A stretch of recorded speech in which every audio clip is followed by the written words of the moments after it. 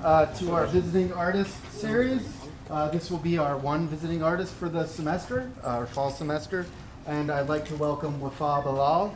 Wafaa is an Iraqi-born artist known internationally for his online performative and interpersonal politics.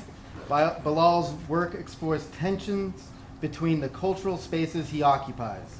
His home is in the comfort zone of the United States and in his consciousness in conflict zones in Iraq. For his 2007 installation, Domestic Tension, Bilal spent a month in FlatFile Galleries where people could shoot him via remote access paintball gun. The Chicago Tribune called it one of the sharpest works of political art to be seen in a long time, naming him 2008's Artist of the Year.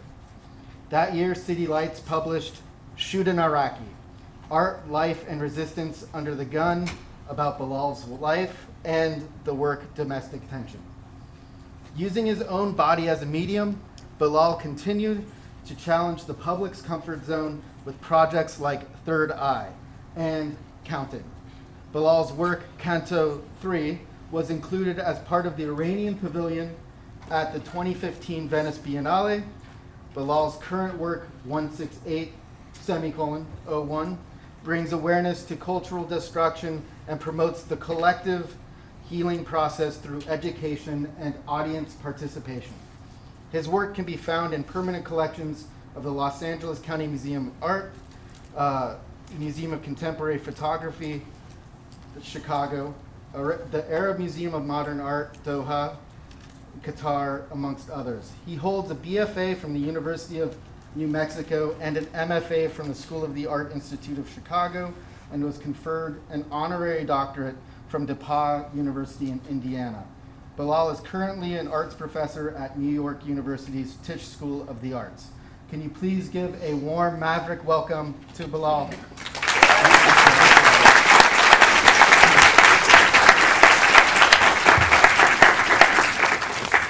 Jeremy, thank you so much for the introduction, and for you and Carrie for being really amazing host. I wanted to thank the art department, and I wanted to thank you to A for hosting us here and bringing us together. Today I wanted to share with you my journey as an artist and as a young artists coming from Iraq all the way to United States. Usually, political artists, as a political artist, we don't have the clarity of purpose as young people. And I grew up in Iraq under the Saddam Hussein regime. And growing up, art was my medium of expression. Sadly, I was not able to go to an art school like many of you. Instead, I was forced to study geography and geology at the University of Baghdad. Regardless, I did not give up on doing my artwork. And during my study geography, I mounted art shows at the University of Baghdad. And because of that, I was questioned every time I did an art show. And in 1990, when Saddam invaded Kuwait, I was on the front line protesting that invasion. And then in 1991, when Kuwait was liberated, I had the opportunity to escape Iraq and end up in a refugee camp for 2 years in Saudi Arabia. Once I was able to leave the camp, I arrived to United States, and I promised myself I am going back to start from zero. On first day up on my arrival, I walked to the University of New Mexico. When I asked to be a student, didn't know the process, and I remember my advisor there told my translator to go and learn the language first. So I did. A few years later, I got my degree, and from there began my journey. And I have to say, art continued to be my way of expression into really life, and most of the art work you're gonna see inspire from my life journey. It's a reflection. We don't have to look far from our life to be inspired. And always I see art is really, or artist is a mirror reflecting a social or political condition. That continue for so many years in my own life, reflecting what I see in the society, alerting what I see and what might be coming. And that continued until about 2004, when there are events that come to our way, change our life into unpredictable trajectory. And that moment come in 2004 when I was teaching at the Art Institute of Chicago, and that's when I learned the death of my brother Haji, who was killed in our hometown Kufa in Iraq by an American drone attack. For 3 years, I didn't know what to do with the news. How is it possible as an individual who belonged to these two countries, Iraq, my homeland, and United States, my adopted land and country, at war? How is it possible I could have people talk to each other about the conflict and what is happening there? And then an inspiration come 3 years later when I was listening to the news, and it was an interview with an American soldier. The soldier was directing a drone plane and dropping bombs on Iraq and other places. And I was shocked. The soldier had no physical or psychological connection to the ground, where bombs were dropped on cities and villages. And that's when I called my gallerist, Susan Aranco, in Chicago, and I said, I have a project. And she said, what's the project? I said that I wanted to name the project as Shoot an Iraqi, but then she said, honey, you're not gonna call it Shoot an Iraqi, come up with a different name.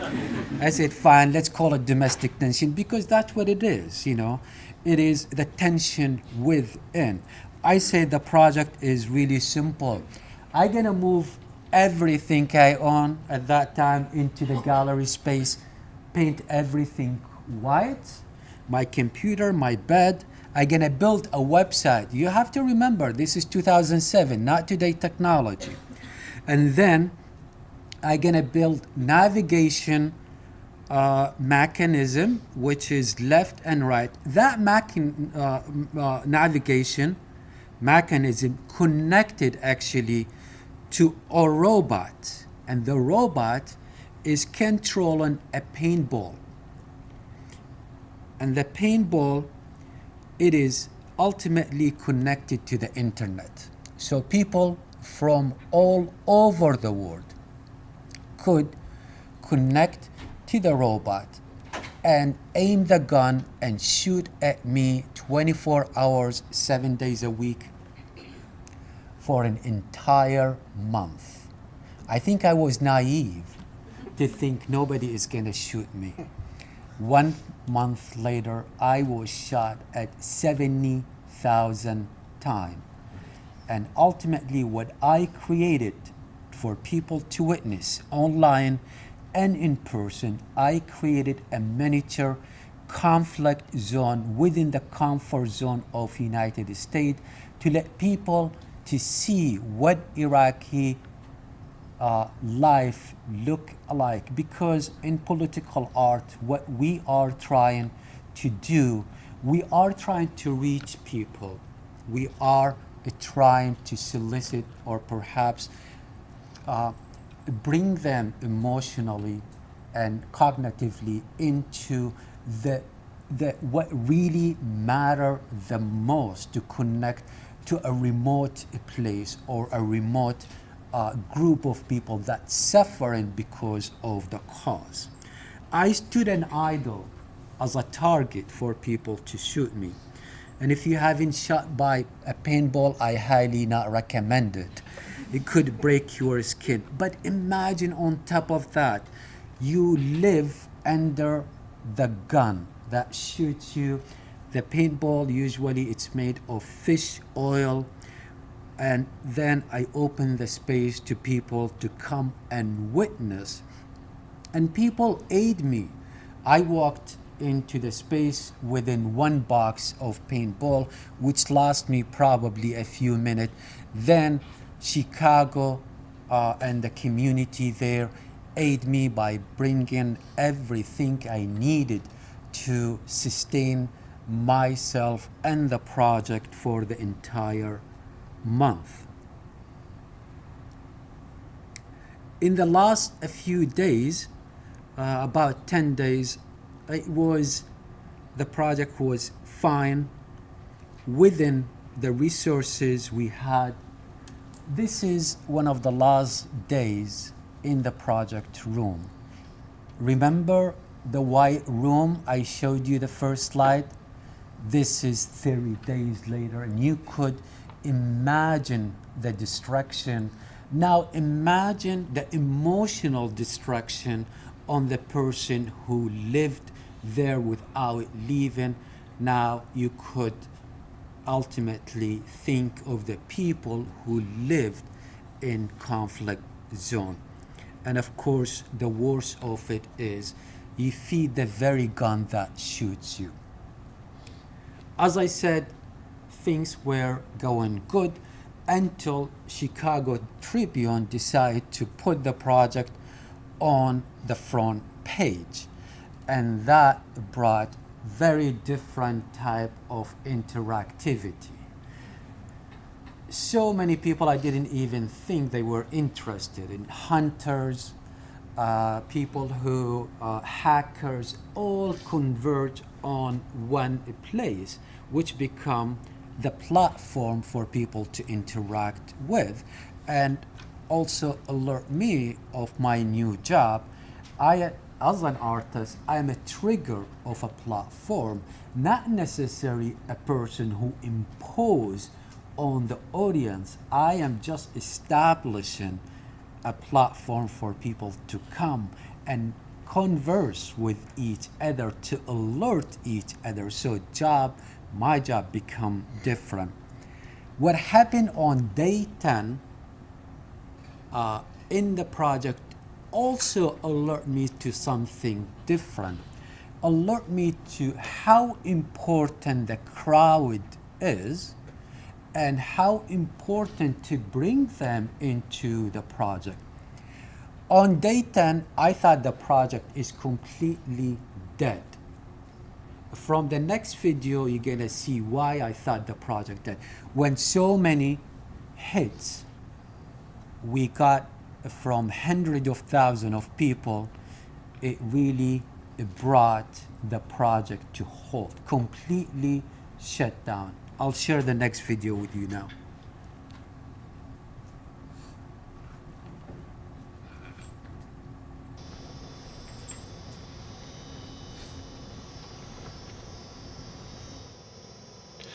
Hi everybody, day 10. It was a very emotional day, and we had a lot of problems with the server. It ceased working. The project ceased working at about 1 o'clock this afternoon, and it didn't come up until 7 or 8 p.m. just now. What happened is just the server totally overwhelmed, and the bandwidth was not strong enough to handle all the traffic. So very much the DSL modem, everything we have give up. So now we increased the bandwidth to about 5 times faster, and I'm hoping we could even improve on the server tomorrow when we put the entire server outside somewhere more reliable with larger bandwidth, so it will handle the traffic. Bentin, Sylvia, Jason, Mark, all were here to help today. I was very emotional throughout the day, and I guess part of it. The project is bringing a lot of issues I haven't dealt with. The loss of my father, the loss of my brother, and today it hit me really hard. But now and also it's another strange feeling. On another hand, when the project ceased to work. I think I got even more depressed because it's very strange when the gun is my company in this space, and when it's silent, I all of a sudden cease to think about my safety, or there is no need to think about my safety since the gun is not going off. So all of a sudden my guards are down, and just so much emotion come to the service. Now the project is up again, and we, instead of the IP address, we have, you could go to FlatFile.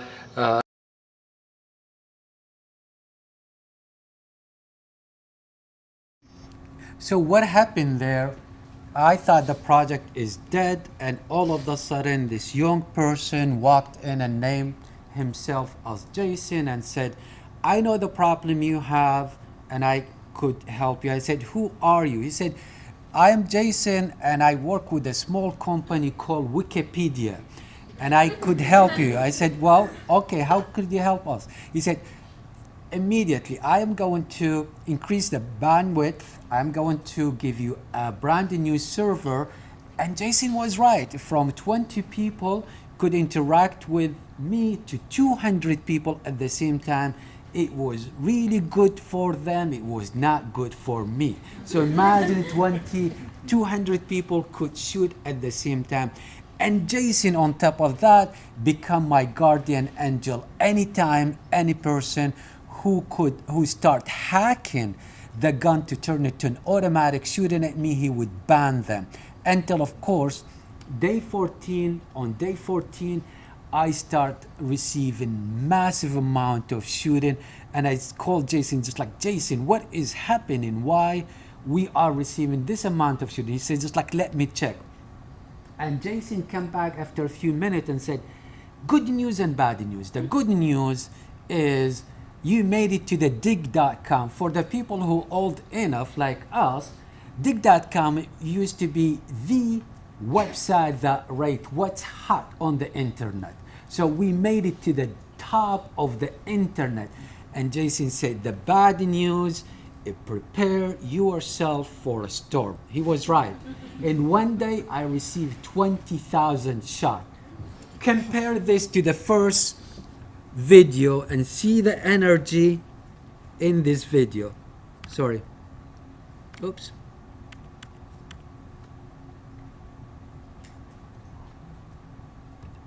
Okay, everybody, it's day 15.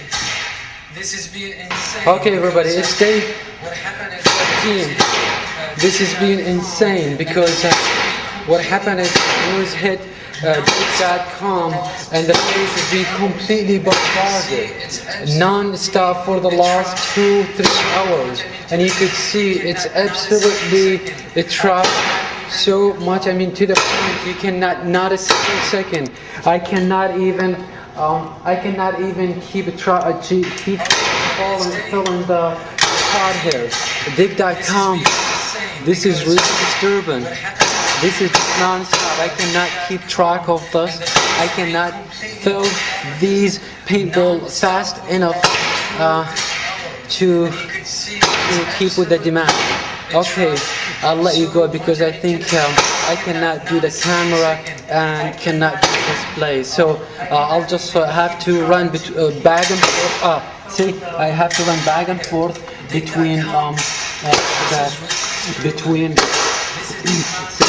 See, now I'm taking hit. I'm taking hit for them.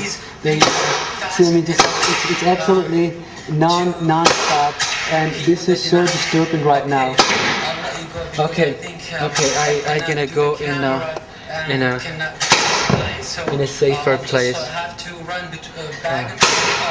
Very, very disturbing. But I guess I set up the situation. I cannot give up right now, and I won't give up. All right. All right. Gonna go and fill it back. See this place. In a safer place. Very disturbing. Very hard. I set up the situation. I cannot.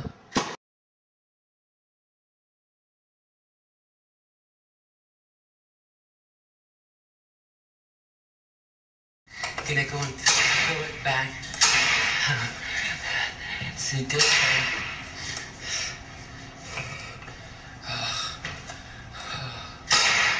Very disturbing. Very hard.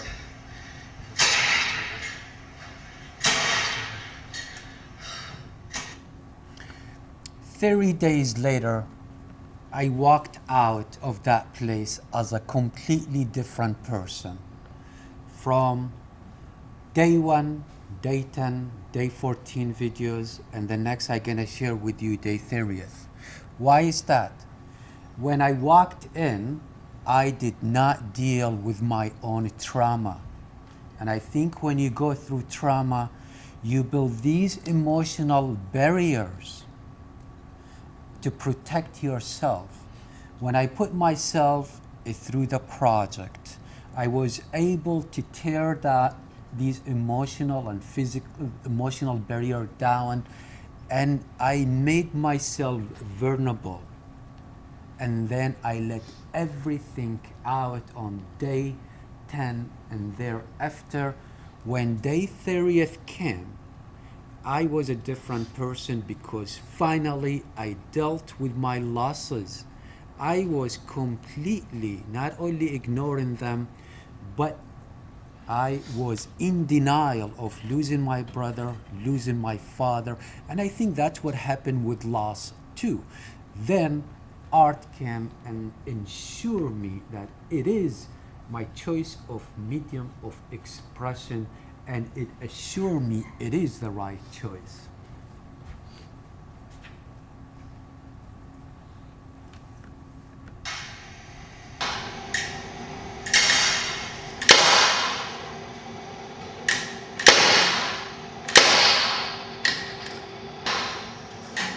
Hi everybody, it's day 30th.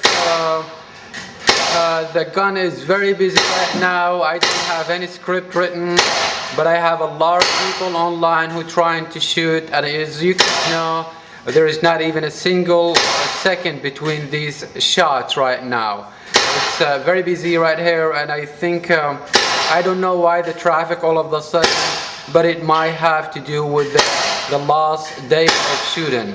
But I am going to extend this to one more day. So instead of ending it on day 30th, I am going to end it tomorrow, which is 31 days. And this is dedicated, the extra day is dedicated to the people who doubted I will go through this. So to the supporter, thank you very much. You've been great in this journey. It has been very hard journey, ups and downs, united people, divided people, but that's what art supposed to do. It's supposed to inform, it's supposed to agitate, and it's supposed to be part of life. So thanks everybody for your great support. And one more thing, I have no resentment to the people who shot. It's an encounter, it's not a didactic piece, and it's an open narrative one. We could all impose our own narrative on it. So to end this. I am in great spirits. The energy is great. There is, of course, there is a mental and physical impact, but that I could deal with that after 5 o'clock tomorrow. I hope to see some of you when I walk out of the gallery. Otherwise, I would love to see everybody on the 16th of June when we take this place down. So either I see you tomorrow or I will see you on the 16th. Thank you again, and it has been a great journey. Bye for now. After that, I start accepting more invitation to stage encounters in different places. One of the first invitation came from Montalvo Art Center in Saratoga.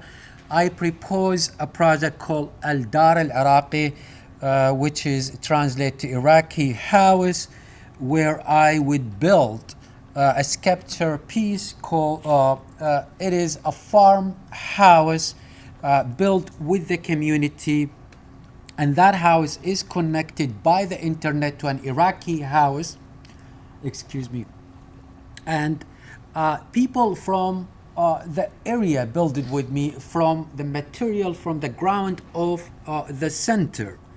And with this piece, I wanted people to invest emotionally in building something. But what people did not know, and I talked to the director of the center, on the opening night, I would blow up the house. But it didn't happen because director center said, "Oh, that would alienate our supporter." I said, "Well, we agreed. And what kind of democracy is this when you cannot blow up your own house, right?"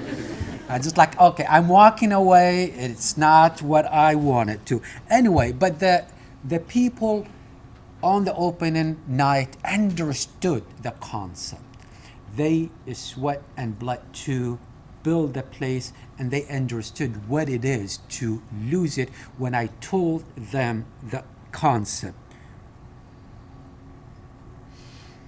After that, I went into another place. This time is Rensselaer Polytechnical Institute, when I pitched a few projects.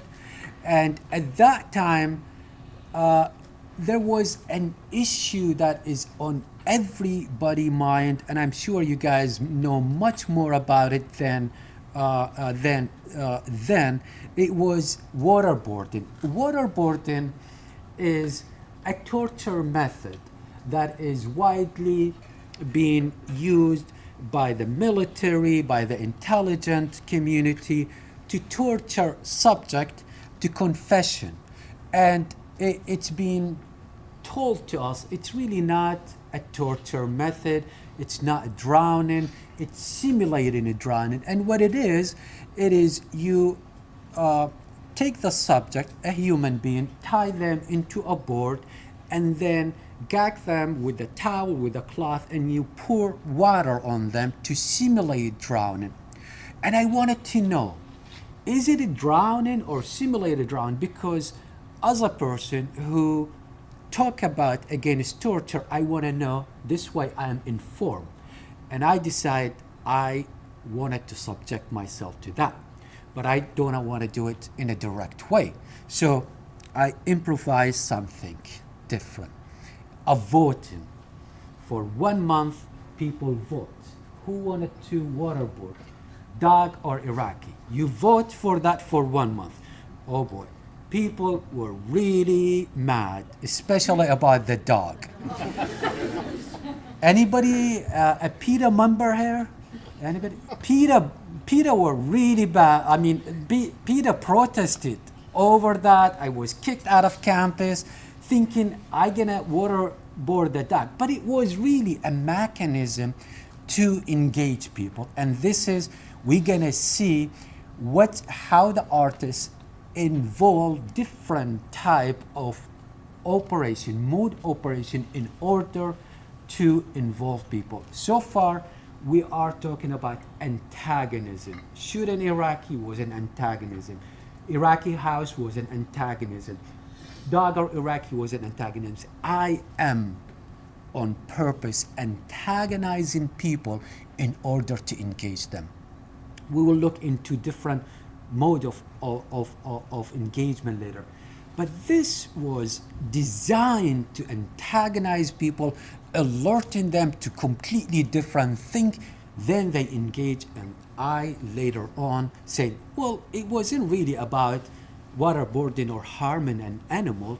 It was about a bigger issue. People got it.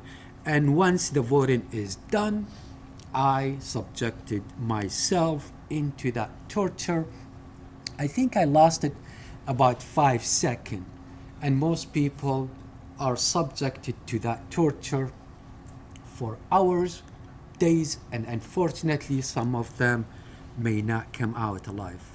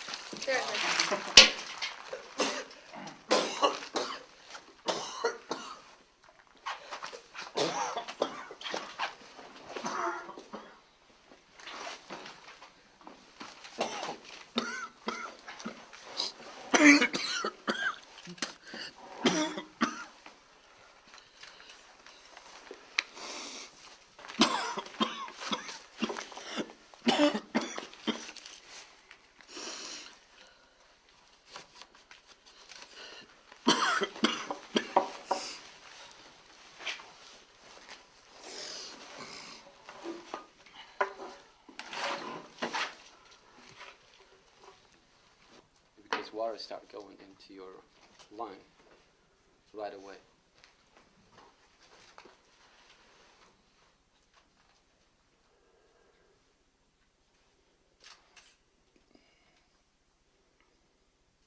Invited by Elizabeth Foundation of the Art to examine the invisibility of the Iraqi civilian death, and I asked myself as an artist, how is it possible to build a monument for about 100,000 death people at that time and 5,000 American soldiers?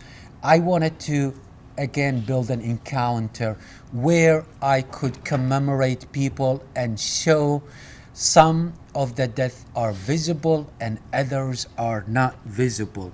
I went to study the Iraqi map, and then I built an algorithm where I study where every death occur in Iraq according to the map. I went ahead and tattooed the city of Iraq without border around them, and in a 24-hour of performance, I allocated 1 dot for every death, and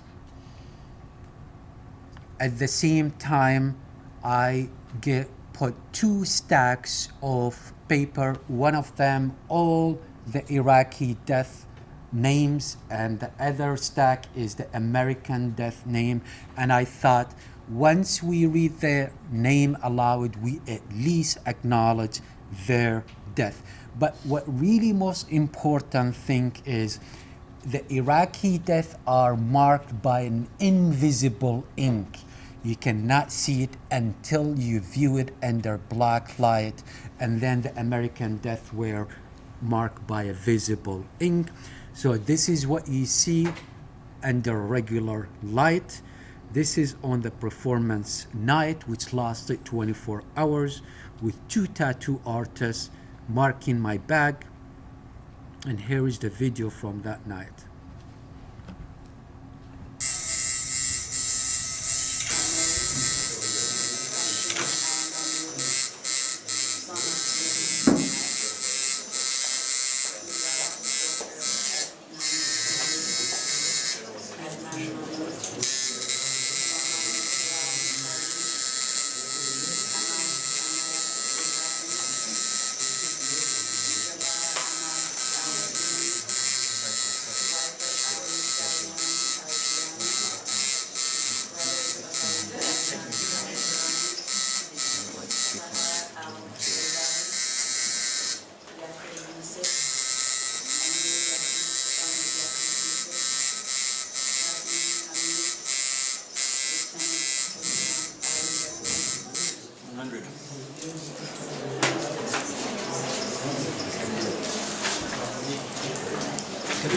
outside for a second?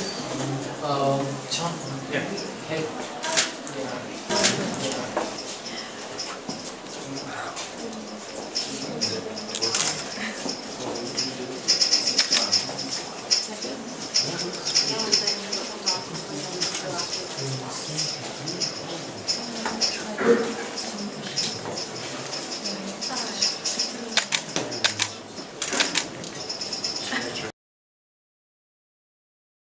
Probably the most controversial project I've ever did today, and the most crazy one too.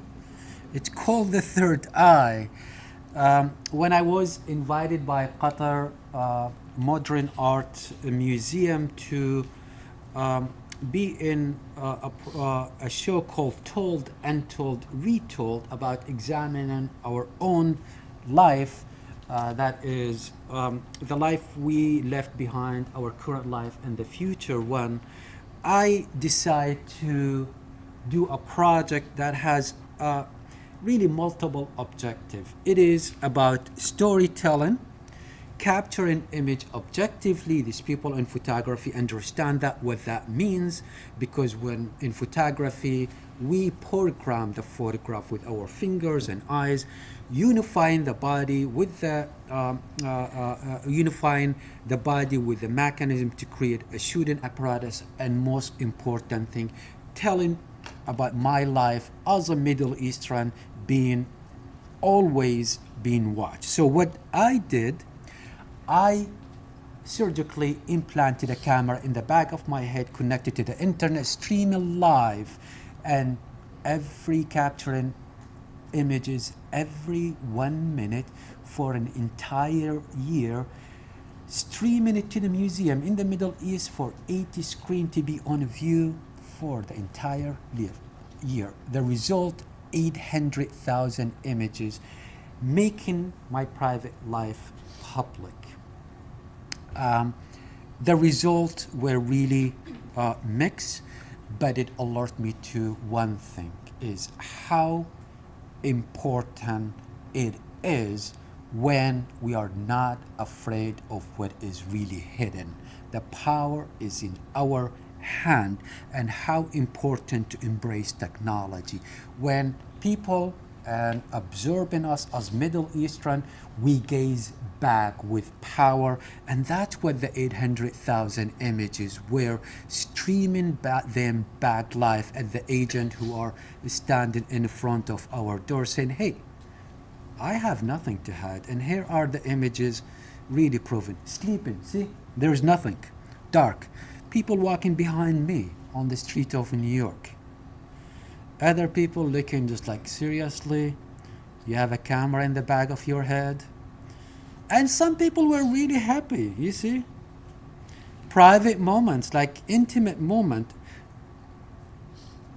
And it was a real challenge for the institution. Imagine going to the airport with a camera in the back of your head, they cannot remove it. And always it's the same reaction. And it starts with one officer, and it goes over their communication. A man with a camera in his head. And then just like a few minutes later, 5, 6 officers don't know what to do, and then they let you go. And then 1 year later, the project was done. I want to move quickly to the second phase of the mode of engagement. This time I call it a poetic gesture. While I was doing all these performative projects which take toll mentally and physically on the body, I carve spaces for me to meditate on art, because art could be a meditative act, and I think that's the beauty of it. You could make it whatever you wanted to, as a meditative act, as a record, as a political act. It is up to you as an artist to make it what you wanted. This time, this project called the Ashes series, it started for no reason. It started in 2003 when I started seeing images coming from Iraq of places I knew, domestic places, government buildings, palaces, and I didn't know what to do with these images until I start thinking, I want to connect to these places physically. I cannot go to Iraq at that time. I wanted to connect them emotionally. How do I do that? I start building them in miniature skills. Then I got the emotional and the physical connection to these places. I would build spaces in my living room, in the studio, whatever space I have available, and they're miniature. And then before I shoot the image, I will imbue the set with 21 grams of human ashes as a poetic gesture, inserting the era of a human being into the image itself and marking the human lost in that conflict.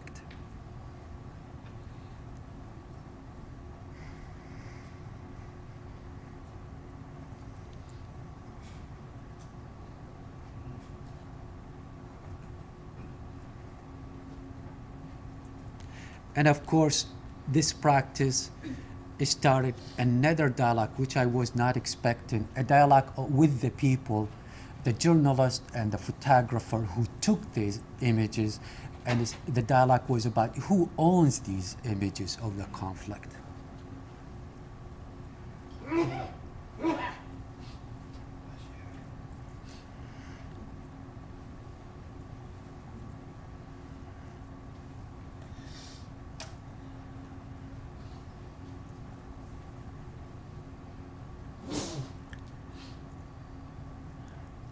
Another project of this poetic gesture, it was called Canto III.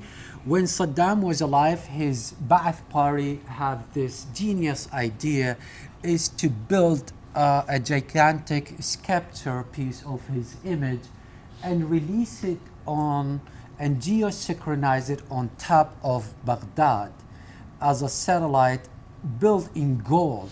So whenever Iraqi look up, they will see a golden star gazing at them back. They didn't make it. The regime was toppled. And then I thought about it.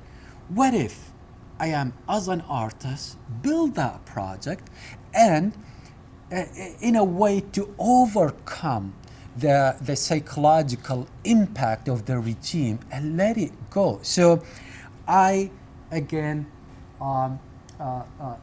brought the project to life, but of course has different layers in it. One of them is I want to work with veterans because I really believe veterans suffer the same way that Iraqis suffer of this war. I start inviting them to the studio, paying them to make Saddam's some of the sculptures. We made bust, candle holders, and this is to minimize the effect of the dictator. Bookends, and then this is where this one is going to go into the space, and that's the artist's render. Imagine. And by the way, this is going to be a satellite that is going to send images back into the planet Earth. Post-conflict, this is another project I did with the veterans where I was able to examine color healing. This is at Art Pace here in San Antonio. I figure out Ibn Sina, which was a Muslim Iraqi who figured out long centuries ago with the color of healing. And we were talking about post-traumatic stress disorder, PTSD, that Iraqi and American suffer from. So this project you walk into and you could dial any color in order to heal.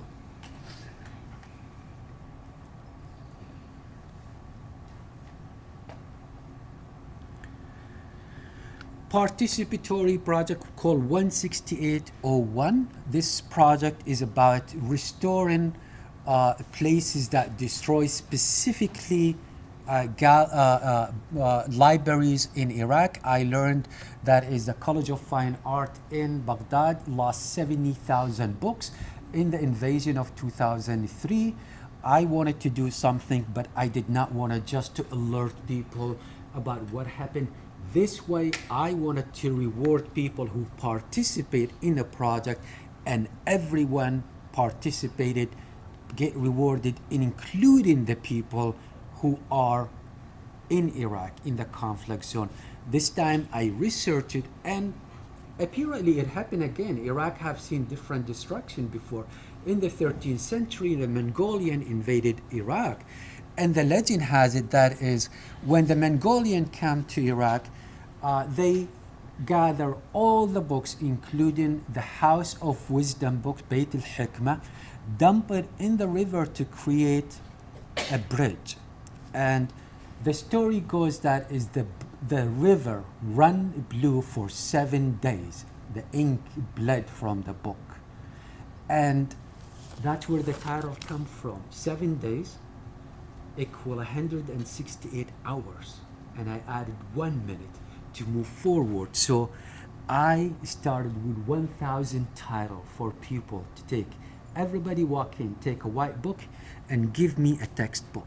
And at the end, we collect all these books, ship them to Iraq, and so far we sent about 10,000 books to University of Baghdad, Mosul, Babylon, and Iraq National Museum. One more quick project. And also, we built the library as well with the student that collaborated with us in Baghdad. The last project I wanted to share, it's called In the Grain of Wheat. This is also about post-conflict. How is it you save and preserve your monument? Because monuments are not just a stone that's being carved. Monument, it's the object that's encoded with the culture anecdote, with the culture story. So the reference to the culture. When you erase the culture references, you erase culture. And what ISIS did the same first time they moved into the Mosul, they destroyed the Lamasu, the guardian of Mosul gates. And what I did with this, as a reaction to what ISIS did, I went to the Met, who has 2 of these Lamasus. I scanned that, and then working with the scientists, I shrunk the Lamasu, and then I inserted the image of the Lamasu in the DNA of a wheat plant. Then that sculpture will live forever because of the collaboration of me and nature. So for generations to come, our stories, our culture and heritage, it's safe, but it's not visible to the enemy. Before I finish, comedy is always, for me, is a relief, is what really brings us together. So I am doing a stand-up comedy show in New York, and it's touring, and I just wanted to share with you one more clip before we open into a question and answer here. It's called America. Anybody speak Arabic here? Okay, well, we need to start some. Oh, there you go. I can't speak, but I can read Quran. Do you know how to say it, America in Arabic? America. There you go. Okay, let's see if we could do it. This is one of my performers.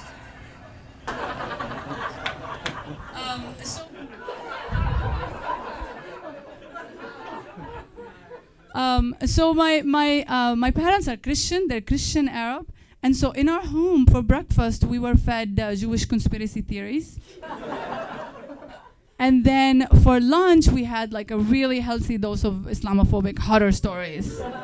Like, do you guys remember? All of you, most of you are young, but do you remember in the 80s you had this drug commercial that this is your brain on drugs? Like, we were told this is your life on Islam. And this is why they give us white names. Like, that's, a lot of people ask me if my real name is Fatima or Khadija, but it's not, it's really Susie. It's a message for the Muslim boys to stay away. And the worst part is sometimes they can't pronounce these names. Like my favorite name that they butcher is Victoria. My aunt's name is Victoria. There is no V in Arabic. There's only an F. So good luck keeping Muslim boys away when you call your daughter Factoria.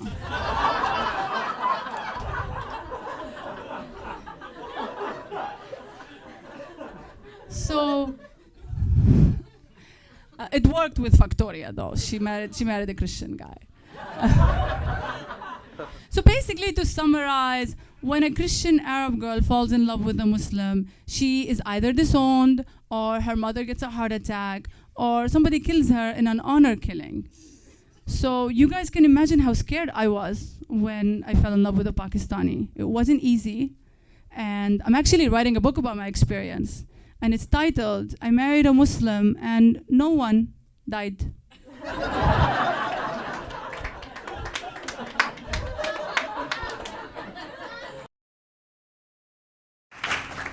I know that a lot of people have to get to their 2 o'clock class, but I think we'll hang out for a little bit, and Waffa would be happy to answer any questions if you have them.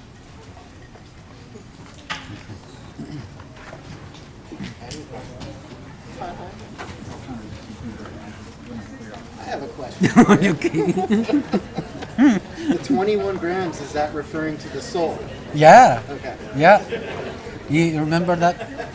I just want to say thank you very much for this visit. My pleasure. And your contribution.